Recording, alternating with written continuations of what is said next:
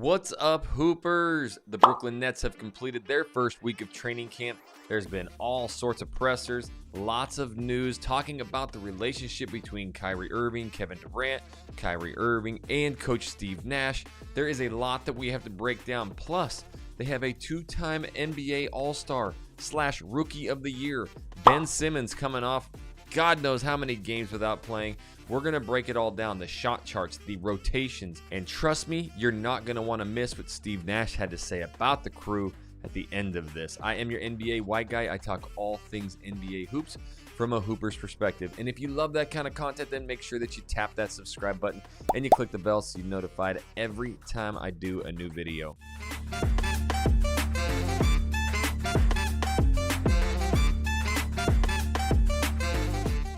If we go ahead and take a look here, the Vegas odds as of today, the Brooklyn Nets right here are 5th in position for the Vegas odds to win the championship.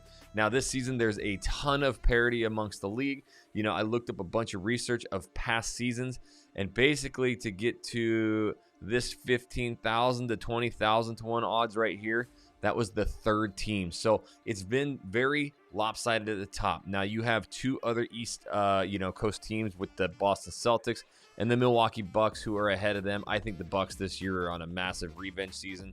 I think the Boston Celtics losing their coach is a way bigger deal than a lot of other people. Ime, that's the dude who instilled this culture into that team of tough defense. They're going to be missing that guy. So hey, the Brooklyn Nets have a serious chance, and we're going to be breaking down shot charts and everything you need to know. But first, let's get to some of these crazy stories. So in the Brooklyn Nets training camp, they got the microphones out. Everybody's talking about how this season's going to be. And the problem with that is they can't get rid of the past. So all of the questions keep coming up about the past. The only reason that I bring this up is because this game is 99% mental. Yes, these are absolute specimens. Basketball players are incredible athletes, and you got to be able to put that ball in the hole. But I'm going to give a bunch of stories of why the mental aspect of sports is what makes it so pivotal. And if you are going to get asked every single day, every single practice, every single game about the past, it's going to wear on these players. But Steve Nash was asked about, hey, how was everything in the locker room with Kevin Durant, with Kyrie Irving? Because it wasn't but about 2 months ago that Kevin Durant asked to get out of there. And Nash's reply was, look, families have disgruntled fights. They argue and they get over it. This is something that I really hope that we get over and that we can keep over it the entire season. Now, the one thing that caught me, and he said it a couple times, is that I hope we get there. So he's talking about how we had these simple conversations and everything went well, but he keeps referencing that I hope we get there. So there's something telling me as a hooper that there is just something still lingering in that locker room. They trust each other, they like each other, but once you go that far of basically calling your coach out, calling your manager out, you still have a chip on your shoulder, and I believe there's going to be some awkward, tense moments. Now, it's not going to play itself out if the Brooklyn Nets start off hot, win a lot of games. They're going to get together. I talk about this. I've been in many, locker rooms all the way up through college, and I have even had teammates just full on leave, just go home. They'll leave for winter break and never come back. The mental aspect of sports is like nothing you'll ever believe, and especially when you're away from home or you're disgruntled at, not playing a lot. Obviously, Durant, Kyrie, they're going to be playing, so that's not what I'm talking about. But when these mental things continue to go and the pressure, and if they start losing games, then it's going to be a bunch of finger pointing and it's going to be a disaster. Now, we haven't even got into Kyrie Irving yet or Ben Simmons and Ben Simmons' shot chart. Now, Simmons is somebody that I think is a massive add to the Nets. We didn't get to see him last year, and that dude got absolutely destroyed by the media, and I'm going to tell you exactly what it did to him. But first, the only way that my videos do any good is if you dunk that like button. I don't have to use any of these clickbaity titles. You guys just hit the like button and comment, and it helps me out. Now, I want to break down real quick before we talk about Ben Simmons this year, his rookie campaign, as well as what we saw throughout the All-Star appearances that he did. So the reason I want to bring up a lot of shot charts about Ben Simmons is because he gets absolutely just decimated out there because he can't shoot threes. Well, he's never been a three-point shooter. So I don't know why we have to force this into a player when you're surrounded by Kevin Durant, Kyrie Irving, Joe Harris, Seth Curry. These dudes are absolute walking buckets, especially from behind the arc. But this is a guy from his rookie season who won Rookie of the Year honors and then backed that up 2 years in a row with NBA All-Star appearances. A dude who shoots 55 to 60% in the paint. One of the single greatest defenders and getting the most steals and rebounds in his first 4 seasons that anybody's ever seen. The only people who have similar statistics is Oscar Robertson and Magic Johnson. So he's in the likes of some incredible players. Now, the one thing that you have to also know, his first 2 seasons, he missed 3 games in totality. So he was very available, and then you see the drop-off, right? 57 games, 58 games, and then last year, nothing. Guys, these back issues that these players go through, I'm dealing with it right now, and I'm not trying to, compare myself to them. They can linger, and if you do not heal them correctly, meaning you don't take the appropriate amount of time off, then they linger even longer and they never get fixed. So this is what happens, because as I was a young basketball player, especially high school, I would have a massive ankle blowout, hurt a knee. You would give it like a couple hours of ice and then you were back out there. You tape it up and these things never heal. Well, these dudes are playing 82 games plus playoff series, right? So you're playing 100-something games a year and you never quite heal that thing. It can really cause a lot of lingering pain. And so if you don't take the appropriate amount of time to heal that, then it's going to affect the following seasons. But what happens when players take time off? They get killed by the press, right? Kawhi Leonard's the ultimate example, but I think he takes it a little bit too far. But he says, you know what? I'm not going to do that to my body, to my career. This is a business. I will get fully healthy. You can kill me all you want, and I'll come in and I'll drop a championship on you.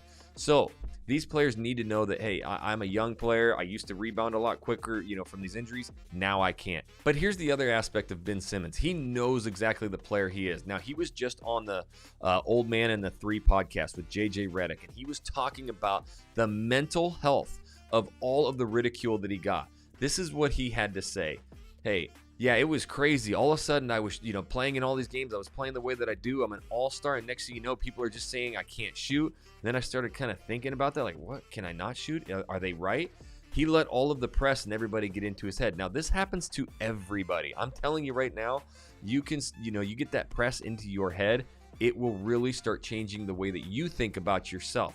This is what happened to Westbrook last season. This is what happens to a lot of players. Now, the toughest of the tough, the best of the best, the MJs, the Kobes, the LeBrons, they've been having these extended careers playing at a very high level. It's just second to none. But we got to talk about regular players here, and especially young players in their early 20s being hammered like this by the news. So he also talked about in that podcast how he started believing that, and that really started to change his game. But this season, he has completely changed his eating habits. He has changed his health habits, his workouts. He has daily massages, and he's out there just playing. And what he said on JJ Redick's podcast also was giving the bird to everybody. I don't care what anybody thinks anymore. I'm just going to go out there and play the way that I can. Now, this is a guy, again, who had over 2,000 steals, over 2,000 rebounds to start his first 4 seasons. That is amazing, right? This is what they need him to do. I mark my words, if healthy, and if this Nets team really starts being, getting good chemistry, he admitted, I don't even mind playing the 5 position, which he did in Philly a couple times. He's going to be finishing underneath anyways. This is also a way that he can bring the ball up, bring one of the bigs out if they play small, and then he can go and kick it to Kyrie, to Joe Harris, to Kevin Durant to get their buckets. So they're loaded top to bottom with shooters. Even the the rotation, the back half of it, the bench players, you've got great players who can come in and knock down shots too.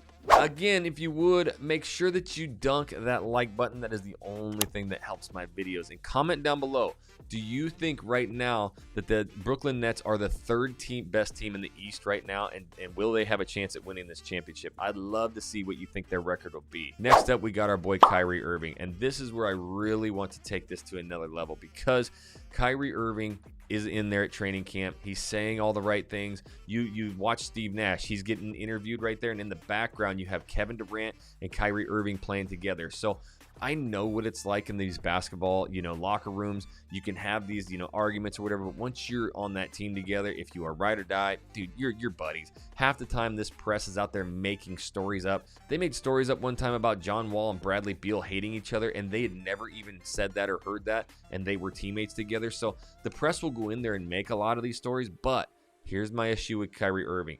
I love his ability on the court, but is he going to be there all 82 games? Again, I talked about this earlier on. I've had 2 different college players earlier on who just left, went home. One of them had family issues, the other one just homesick, and they could not take it. Now, when they came and played the first month, you could just tell they were off. They were probably just killers in high school, but that mental aspect, right? When you have other things going on, hey, you never know. They may just go home. And Kyrie's one of these guys. He doesn't care about the $30 million. He may just go home. If something upsets him or something offsets him, we just don't know. I'm going to tell you right now, if all things are clicking with this team, it's probably the toughest team in the East by far. I mean, you cannot guard these 2 players, and let alone with some role players that now have an extra season playing together. And bringing in Ben Simmons, who's arguably one of the best defenders out there, an all defensive player, a 2-time NBA All-Star. Don't take that NBA All-Star thing lightly. There are a lot of players in the league that you would think who are all-stars have never made it, and it is the #1 goal of these players. You get paid more, everything. I do feel that this team is a major threat to the Eastern Conference. And to be able to do that, we got to break down the rotation. So right now, out of training camp, the way that everything's going and the way that I see it, you've got an incredible backcourt because you have Kyrie Irving and you have Joe Harris. So you've got just knockdown shooters, you got playmakers, you got an ability to just really spread the floor, pull defenses out, and guess what? You have a boy, his name is Kevin Durant. Yeah, probably one of the greatest scorers of all time, the most unguardable shots. We don't even need to talk about how great he is. And then you got Ben Simmons either at the 4 or he can start at the 5. And you have Nick Claxton. Nick Claxton is a great young talent, a rim protector. And when Kevin Durant actually plays defense, you know, like he did with the Warriors a lot of times, this can be an all defensive team. You heard it. Yes. You have Ben Simmons, one of the best defenders. You have Nick Claxton, a great shot blocker. You have Kevin Durant, who's proven to be a great shot blocker and defender. Now you have Joe Harris with a little bit of length, and, well, Kyrie's a little bit sus. But, again, defensive end, this is something that can be very good. I love having a guy like Patty Mills, an incredible vet coming off the bench. You know, he's got that mental toughness. He comes from the Greg Popovich systems. He knows how to win. And you also have Seth Curry. He's a knockdown shooter. There's times out there where you watch him, you're like, he's the better shooter of the brothers. Now, don't kill me out there. I know Steph Curry is the greatest shooter of all time, but Seth can really light things up. In fact, as a Lakers fan, I was kind of hoping he would go over there and partner up with LeBron and Anthony Davis, but he didn't. So last season, though, the Brooklyn Nets actually outpaced every single team offensively. So they had the highest offensive efficiency. Now, if you can team that up with defense, something that the entire league needs to do. But that Eastern Conference, especially with the Boston Celtics, again, losing their head coach, I think is massive. But they chewed up and spit out the Brooklyn Nets and even the Milwaukee Bucks. So that defense over there in the Eastern Conference is going to be something special. And if the Brooklyn Nets enter that game and become one of the top NBA, defensive teams, they're scary. And I did a video not too long ago talking about the past 20 NBA championships. In fact, the only team to really win a NBA championship that was out of the top 10 was the 2001 Los Angeles Lakers with obviously Kobe and Shaq. They were 21st. Other than that, basically the last 20 years, they are within the top 5. Maybe some outliers at 7th or 8th in the entire league in defense. But it is defense that really, truly wins those championships. We know this team is a walking bucket. And if they do that together and focus on their strengths, get their players to the spots that they can make shots from, watch out for the Brooklyn Nets. I am your NBA white guy. I talk all things NBA hoops from a hooper's perspective. So right now, you got to dunk that like button. That's the only thing that helps me. And make sure that you subscribe so that you never miss a thing. And until my next video, homies, we'll catch you later.